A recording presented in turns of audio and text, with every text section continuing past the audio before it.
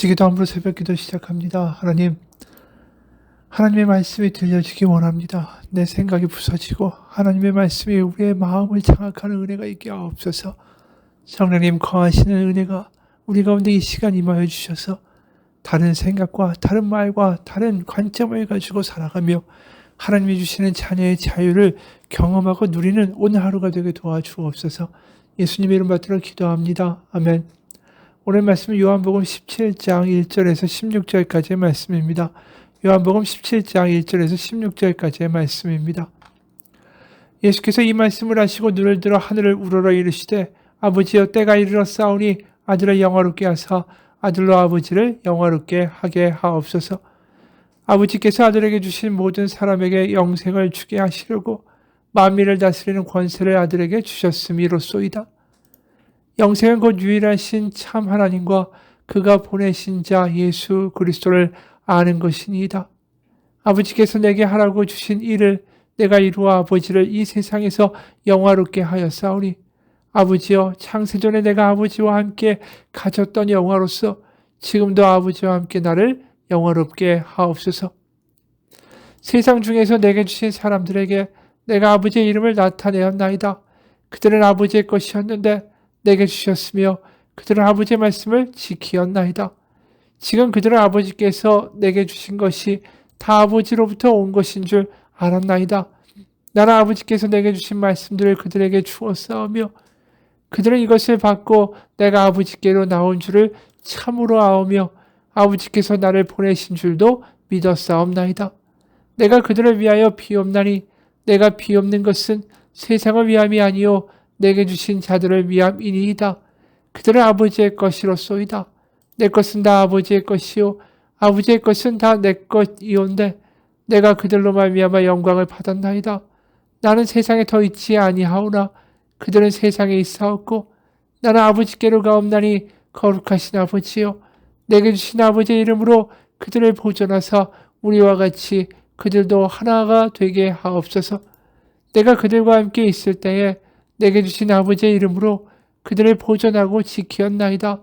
그 중에 하나도 멸망하지 않고 다만 멸망의 자식뿐이오니 이는 성경을 응하게 함이니이다.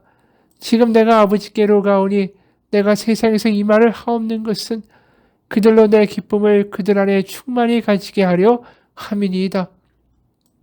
내가 아버지의 말씀을 그들에게 주었사오며 세상이 그들을 미워하였사오니 이는 내가 세상에 속하지 아니한 같이 그들도 세상에 속하지 아니하므로 이남이니이다. 내가 비옵는 것은 그들을 세상에서 데려가시기를 위함이 아니요 다만 악에서 빠지지 않게 보존하시기를 위함이니이다.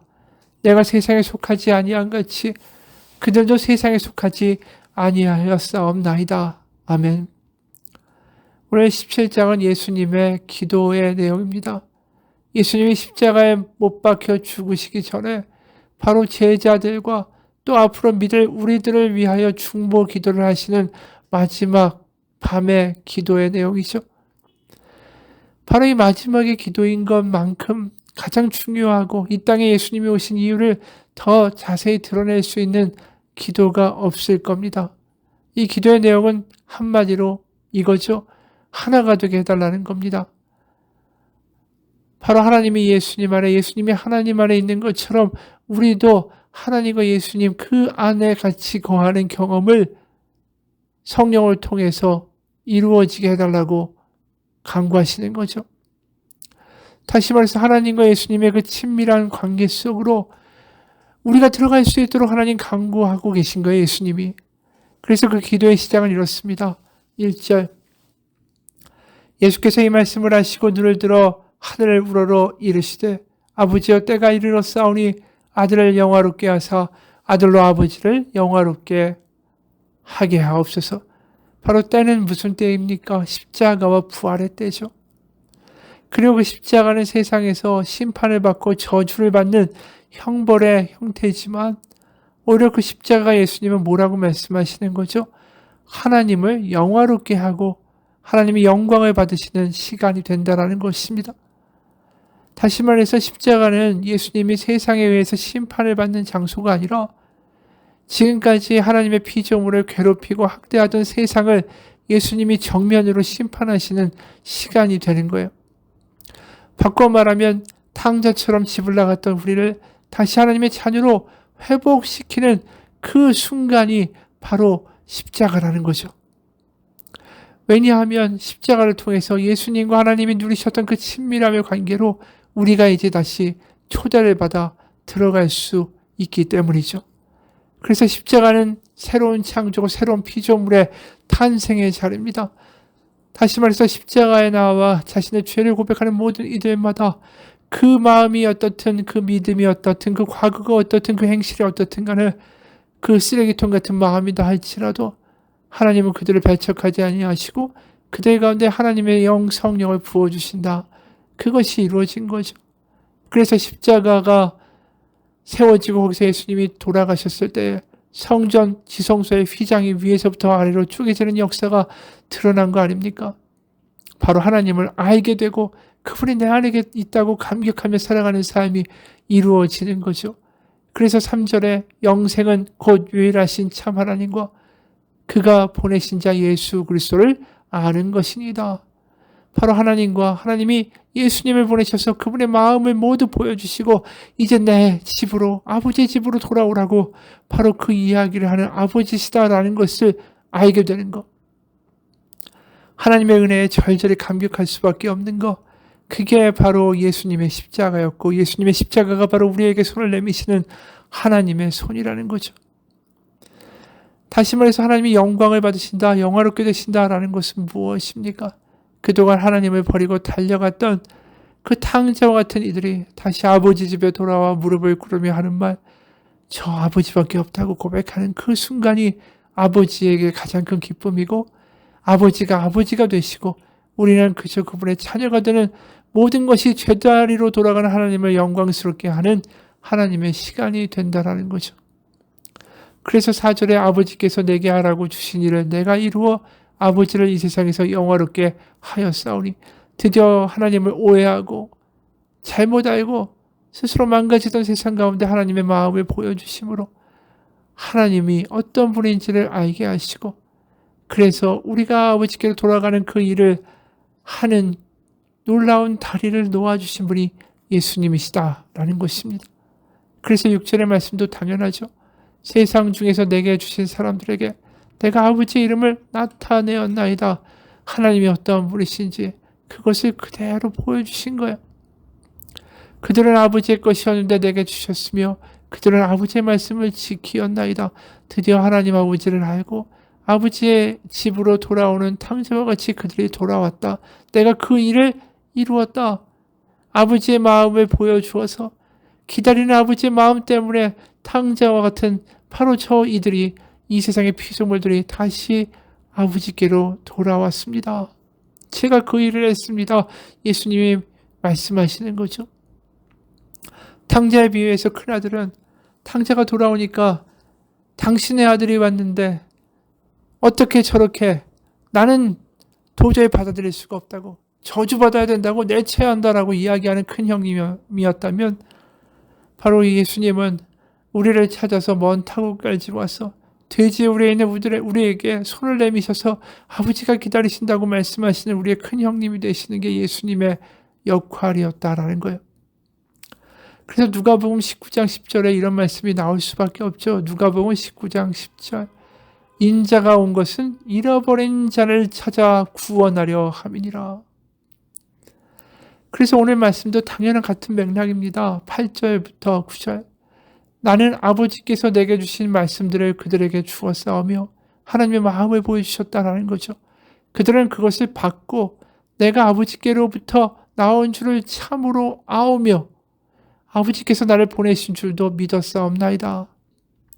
바로 예수님이 큰형님이 되셔서 아버지가 기다리신다라는 그 손을 내미셨을 때 그걸 잡았다라는 거예요. 그래서 9절에 내가 그들을 위하여 비옵나니 내가 비옵는 것은 세상을 위함이 아니요 내게 주신 이들을 위함이니이다. 그들은 아버지의 것이로소이다. 마지막 말씀이 인상 깊지 않습니까? 그들은 아버지의 것입니다. 바로 예수님이 이 이야기 하시는 거죠. 아버지, 잃어버린 탕자들을 제가 찾았습니다. 이제 그들은 아버지의 자녀들입니다. 제가 그 일을 이루었습니다. 이게 바로 오늘의 기도의 내용인 거예요. 그 다음에 예수님은 더 한 가지의 중보를 이어가십니다. 11절에서 13절. 나는 세상에 더 있지 아니하오나 그들은 세상에 있사옵고 나는 아버지께로 가옵나니 거룩하신 아버지요 내게 주신 아버지의 이름으로 그들을 보존하사 우리와 같이 그들도 하나가 되게 하옵소서. 내가 그들과 함께 있을 때에 내게 주신 아버지의 이름으로 그들을 보존하고 지키었나이다. 그 중에 하나도 멸망하지 않고 다만 멸망의 자식뿐이오니 이는 성경을 응하게 함이니이다. 지금 내가 아버지께로 가오니 내가 세상에서 이 말을 하옵는 것은 그들로 내 기쁨을 그들 안에 충만히 가지게 하려 함이니이다. 바로 이제 예수님이 하나님 보내신 사명을 마치시고 드디어 하나님께로 가시겠죠. 그들을 지켜냈고 그들에게 가르침을 주었고 하나님의 마음을 알려주었는데 이제 남겨진 제자들이 걱정이 되시는 거죠. 그들을 위한 간구를 하시는 거예요. 그들의 미움을 당할 거고 그들의 어려움을 당할 거겠지만 그들에게 하나님 성령을 부어달라고. 그래서 13절에 그 이야기예요. 지금 내가 아버지께로 가오니 내가 세상에서 이 말을 하옵는 것은 그들로 내 기쁨을 그들 안에 충만히 가지게 하려 함이니이다. 내가 떠나가면 또 다른 보혜사가 올 거라고 요한복음 14장에서 말씀하셨죠. 이제 내가 갑니다. 그들에게 내가 느끼는 이 기쁨을 그들이 충만히 느낄 수 있도록 성령을 부어주셔서 하나님의 아버지가 되신다라는 그 기쁨과 감격을 그들에게도 허락하여 주옵소서. 그들이 닥칠 어려움과 시련을 이기기 위하여 하나님이 아버지가 되시고 그들을 아버지라고 부를 때 하나님이 다가오시는 놀라운 은혜를 경험할 수 있게 해달라고, 그 기쁨을 이루어달라고, 하나님이 홀라두시지 않는 그 감격을 그들에게도 경험하게 해달라고 기도하시는 거예요. 그래서 14절에 이런 말씀도 하시죠. 내가 아버지의 말씀을 그들에게 주었사오매 세상이 그들을 미워하여 싸우니 이는 내가 세상에 속하지 아니한 같이 그들도 세상에 속하지 아니함으로 인함이니이다. 내가 비옵는 것은 그들을 세상에서 데려가시기를 위함이 아니요 다만 악에 빠지지 않게 보존하시기를 위함이니이다. 그들을 성령을 통하여 하나님과 자녀되는 기쁨을 매일 누리게 하시고 그들을 악에 빠지지 않도록 그들을 보호하여 달라고 이제 세상을 떠나시면서 예수님이 간구하시는 거예요. 그렇습니다. 하나님이 예수님을 보내신 이유는 바로 탕자와 같은 우리가 이제 돌아와 아버지 집에 영원히 거하는 역사를 이루게 하기 위해서였습니다. 하지만 여전히 세상은 이제 아버지 집으로 가자고 이 땅 가운데 오신 예수님의 손길을 뿌리칩니다. 여기가 낫다고, 돼지우리 같아도 이승이 낫다고, 바로 이 땅에 오셔서 우리에게 손을 내미시는 예수님의 손길을 거부하죠. 우리는 여기서 살아야 된다고, 이것이 최선이라고. 여러분, 믿음이라는 게 뭘까요? 믿음은 아버지 집으로 돌아가 아버지와 함께 사는 겁니다. 그게 믿음이에요. 하나님 아버지의 마음을 알고 이제 돌아가는 거, 그래서 그분 안에 또 그분이 내 안에 거하는 삶을 살아가는 거. 그래서 아버지라고 말하며 기도할 때마다 내 마음에 울컥함이 있고 아버지라고 부르며 기도할 때마다 하나님의 응답하심이 내 마음 가운데 느껴지는 그 끈끈하고 뜨겁고 기쁨의 삶을 살아가는 거, 그게 바로 믿음이라는 거죠. 그래서 오늘도 예수님이 그 기쁨이 충만하게 하려 합니다 라고 말씀하시는 거 아니에요? 예수님이 누리는 그 기쁨을, 그 감격을, 그것을 우리도 누리고 살아가게 해달라고. 성령이 임하시면 바로 그것이 우리 가운데 이루어지는 거죠. 걱정이 사라지고 불안이 사라지고 바로 하루하루 하나님과 함께 살아가며 미래에 대한 두려움과 공포에서 자유케 되는 삶 말입니다. 바로 성령 충만을, 아버지와 함께 살아가는 삶을 우리 가운데 이루어주기 위하여 예수님이 이 땅에 오신 거예요. 우리도 마찬가지예요. 그렇게 하나님과 친밀한 관계를 이루며 살아가기 원합니다. 어느 시가 있어요. 시가 아주 짧습니다. 제목은 그냥이에요. 엄마는 내가 왜 좋아? 그냥. 넌 엄마가 왜 좋아? 그냥. 참 짧은 시인데 여러 가지의 말이 거기에 담겨 있죠. 말을 하지 않아도 서로 아는 거예요. 하지만 묻는 거죠. 왜 좋냐고. 하지만 거기에 대한 대답도 수많은 말로 해도 형용할 수 없으니까 그냥이라고 이야기하고, 아이도 또 넌 왜 엄마가 좋아? 그냥이라고 말하는 거죠. 그냥이란 말이 왜 나올까요? 바로 어머니의 사랑이 자기 안에 있고 자기의 사랑이 엄마 마음 가운데 있다는 것을 서로가 알고 있는 거죠. 그런 친밀함이 우리 가운데 하나님과의 관계로 경험될 수 있습니다. 바로 성령을 통해서 하나님이 하시는 말씀이 우리 가운데 들려질 수 있어요. 내가 너의 아버지다. 내가 너를 책임진다. 바로 그것이 우리의 마음 가운데 감격이 되고 느껴지고, 그래서 우리가 하루하루 살아갈 때 하나님을 사랑하십니까? 라는 말에 우리는 이렇게 대답하겠죠. 하나님이 좋습니까? 라는 질문에 뭐라고 대답하겠습니까? 그냥 좋아요. 바로 하나님이 내 안에 계시니까. 내가 그분 안에 있으니까. 그게 하나님을 영광스럽게 하는 일입니다. 우리는 하나님께 무슨 내가 이 땅에서 성공을 해서 정말 부자가 돼서 하나님 덕분에 이렇게 됐습니다. 이게 하나님께 영광 돌리는 것입니다. 이렇게 말하는 것이 영광이라고 생각하죠. 하지만 그게 아닙니다. 저는 하나님이 아버지가 그냥 좋아요. 그 대답이 바로 하나님을 영화롭게 하는 길입니다. 같이 기도하겠습니다. 하나님이 우리 안에, 내가 하나님 안에 그렇게 그냥 아버지가 좋다고, 그냥 아버지가 좋다고,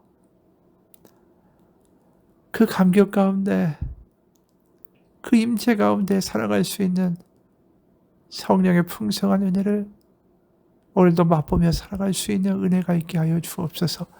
예수님 이름 받들어 기도합니다. 아멘.